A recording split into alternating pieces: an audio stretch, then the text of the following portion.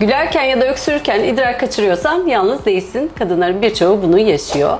İdrar kaçırmanın en sık nedeni evet vajinal doğumlar sonrası, zor doğumlar sonrası ve yaşla birlikte pelvik kasların zayıflaması. Tuvalete yetişememesi, ani kaçırma, buna urge inkontinans diyoruz ve bu genelde menopoz sonrasında gözüküyor. Bir de stres inkontinans var. Bu da öksürürken, hapşururken, kiloya bağlı olarak spor yaparken olabiliyor.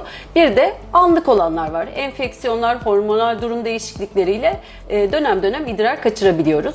Burada evet idrar kaçırmak normal değil ama tek yaşayan sen değilsin ve çözümü var. Önemli olan utanmadan, sıkılmadan gelmen, nedeni bulmamız ve tedavi etmemiz.